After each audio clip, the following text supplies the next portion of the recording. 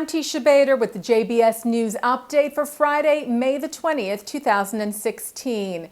Israel's Defense Minister Moshe Ya'alon announced his temporary resignation from political life. Ya'alon told a press conference this afternoon that extremist and dangerous forces have taken over Israel and the Likud movement and are destabilizing our home and threatening to harm its inhabitants. He said, "I have no intention of leaving public life, and in the future I will return as a candidate for national leadership." Ya'alon's remarks follow a major shakeup in Israeli Prime Minister Benjamin Netanyahu's coalition. Namely that, as we reported to you yesterday, Netanyahu, after holding talks with Avigdor Lieberman in an effort to gain more of a majority in the Knesset, offered the role of defense minister to the Yisrael Beitenu leader, who is known as an outspoken hardliner on the right. Meanwhile, the U.S. State Department extended its best wishes to the now outgoing defense minister. Spokesman John Kirby said today, "We appreciate Mr. Ya'alon's leadership and partnership as defense minister, and we look forward to working with his successor." Kirby added, "Our bonds of friendship are unbreakable and commitment to the security of Israel remains absolute." Israel police arrested a young Palestinian man armed with a knife last night who said he had been planning a stabbing attack. The 16-year-old resident of East Jerusalem had raised the suspicion of police as he boarded the light rail in Jerusalem heading towards the Old City. Security forces boarded the light rail as well, and after finding a butterfly knife on the young man, detained him for questioning. An Israeli police officer who was critically injured earlier this year in a terror attack has died. 49-year-old Sergeant First Class Natan Yosipov was intentionally struck by a vehicle driven by a Nazareth resident in the city as he tried to stop the driver for a security check. Yosipov died this morning of his wounds at Rambam Medical Center in Haifa and was laid to rest this afternoon in the city. The summit being led by France to revive peace talks between Israel and the Palestinians is now scheduled to take place on June the 3rd in Paris. The international gathering, originally set for May the 30th, was delayed in order to accommodate the schedule of U.S. Secretary of State John Kerry, who yesterday confirmed that he will attend the summit in June.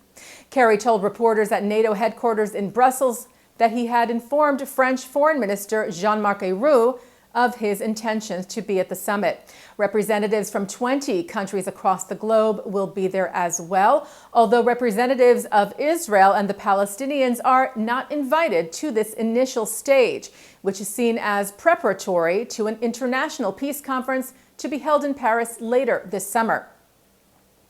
Kerry said now the parties have to make the decision to come back to the table. He said, but it is not inappropriate for countries, all of whom actually care about both parties and care about peace, to want to try to come together in an effort to find if there is a pathway to be helpful. Israeli Prime Minister Netanyahu has repeatedly asked France to not hold the gathering, saying that it gives the Palestinians an excuse to avoid direct talks with Israel. Historian, professor, and political advisor Fritz Stern has died. Stern, who escaped Nazi Germany with his family in 1938, taught European history at Columbia for over 40 years and served briefly as provost.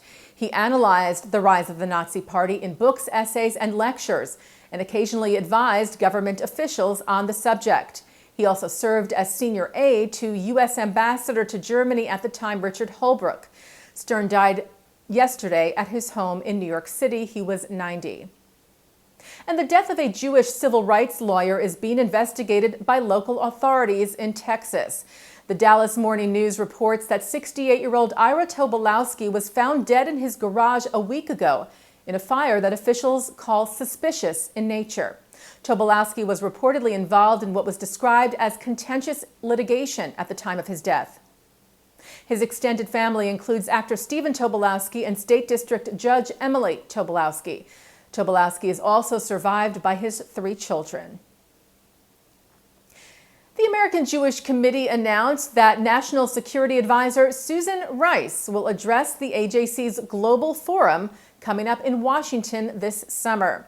Over 2,500 people from across the U.S. and from over 70 countries are expected to hear Rice's address, part of the World Leaders Plenary Session at the Global Forum on June the 6th.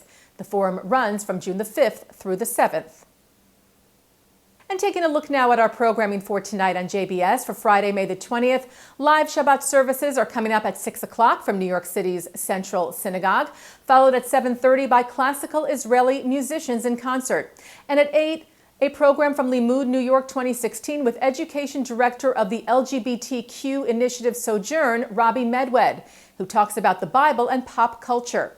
At 9 o'clock, it's the film Israel Inside, followed by New Jewish Cinema with the director of No Place on Earth, Janet Tobias, at 10. And a programming note for you for this Sunday, when JBS will bring you one of the liveliest Jewish conferences of the year, the 5th Annual Jerusalem Post Conference, televised live this Sunday on JBS from the Marriott Marquis in Times Square, New York City, beginning at 9 a.m. It is being anchored by JBS President Mark Golub. You can find out all the information and schedule details on our website, jbstv.org.